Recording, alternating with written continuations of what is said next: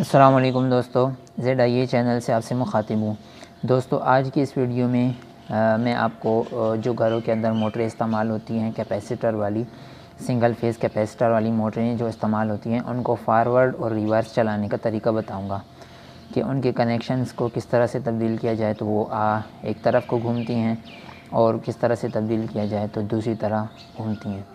उसके लिए दोस्तों जो आम मोटर हमारे पास हैं वो आमतौर पर सीलिंग फ़ैन होता है और डंकी पंप होता है, कोई भी पानी वाला पंप मोटर होती है जिसके अंदर भी सिंगल फेज़ पे चले और कैपेसिटर लगा हो।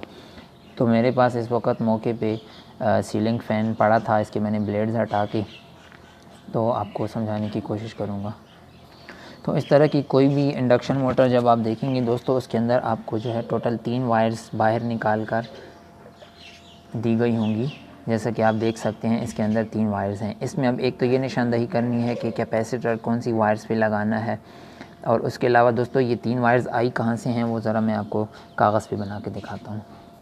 Single phase induction Motors capacitors वाली जो होती हैं दोस्तों, उनके अंदर इस तरह से 2 वाइंडिंग्स की गई होती हैं अंदर से, फिर एक तरफ की वाइंडिंग्स को आपस में शॉर्ट किया गया होता है। शॉर्ट करने के बाद दोस्तों एक तरफ को डायरेक्ट 220 वोल्ट से जोड़ दिया जाता है। जो वाइंडिंग्स के 2 सिरे बचे थे उनके बीच कैपेसिटर को लगा दिया जाता है। अब दोस्तों हमारे पास ये जो 3 वायर्स बाहर निकली हैं वो कौन कौन सी हैं। एक वायर हमारे पास ये वाली बाहर निकली है, एक वायर ये वाली हमारे पास बाहर निकली है, एक वायर ये हमारे पास बाहर निकली है। इन दोनों के बीच कैपेसिटर लगा दिया जाता है। और ये जो 220 वोल्ट है, इस 220 वोल्ट को अगर आप कैपेसिटर की इस टांग के ऊपर लगाएंगे तो मोटर की रोटेशन एक तरफ होगी, और अगर इस टांग पे लगाएंगे तो रोटेशन दूसरी तरफ होगी। आएँ ज़रा प्रैक्टिकल करके देखते हैं। इसमें दोस्तों जैसा कि आप देख सकते हैं कि एक वायर को मैंने डायरेक्ट जो है सप्लाई लाइन के साथ लगाने के लिए छोड़ दिया हुआ है, बाकी जो 2 वायर्स हैं उनके बीच मैंने कैपेसिटर लगा लिया है। तो दोस्तों जैसा कि अब आप देखेंगे एक वायर जो है उसको डायरेक्टली मैंने 220 के साथ लगा दिया है, और दूसरी जो 2 वायर्स निकली हुई थी उनको कैपेसिटर के साथ लगाया है। अब दोस्तों डायरेक्शन या रोटेशन चेंज करने का तरीका ये है कि एक तरफ को घुमाना हो तो आपने कैपेसिटर की किसी एक लेग के ऊपर सप्लाई देनी है। ये दोस्तों एक तरफ को घुमा, दूसरी तरफ दूंगा तो दूसरी तरफ घूमेगा, फिर दोबारा यहाँ दिया तो यहाँ घूमा, वहाँ दिया तो वहाँ घूमा। तो दोस्तों बस इसको जो है इसी तरीके से आप इसकी रोटेशन तब्दील कर सकते हैं। यहाँ पर एक और बात दोस्तों मैं बता दूँ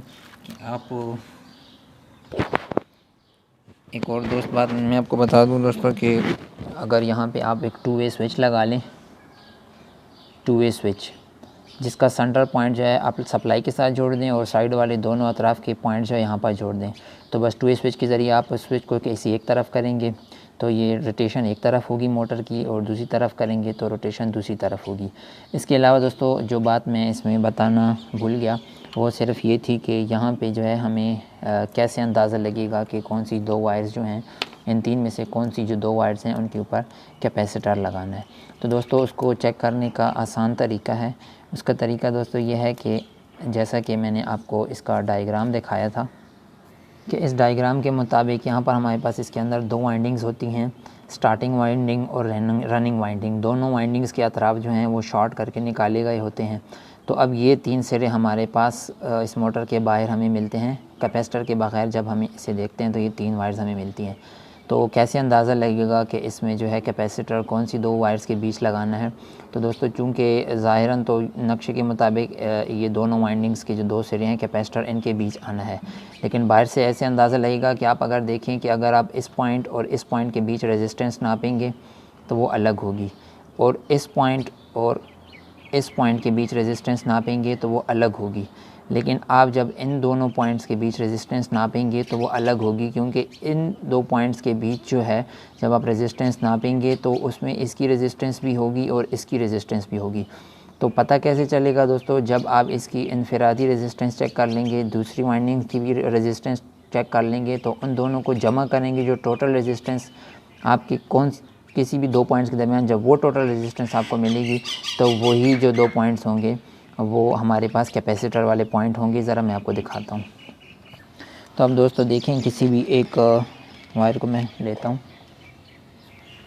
किसी भी एक वायर को मैंने लिया, मीटर को मैंने रेजिस्टेंस मोड पे सेट कर दिया है। उसके साथ दूसरी वायर की मैं रेजिस्टेंस देखता हूँ। यहाँ पे आप देखिए अंदाज़न हमारे पास 131 ओम इसकी रेजिस्टेंस आ रही है और इस पॉइंट के बीच में। इसको आप साइड पे कर लें, जो बाकी वायर बच गई है इसके साथ जब आप इसकी रेजिस्टेंस चेक कर लें, देखिए रेजिस्टेंस इसकी 103 ओम आ रही है। तो अब 103 और जो पहली रेजिस्टेंस थी, इन दोनों को जमा करें दोस्तों, तो जो रेजिस्टेंस आए उन्हीं के बीच हमने कैपेसिटर को लगाना है। ये यहाँ पे अनलिमिटेड शो कर रहा है, इसको मैं ज़रा इसका स्केल थोड़ा बढ़ाता हूँ।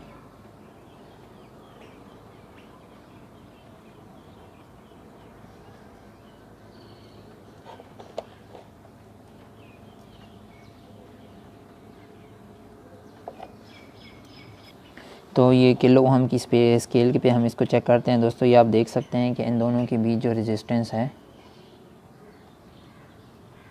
ये कोई वायर इसकी हिल जाती है,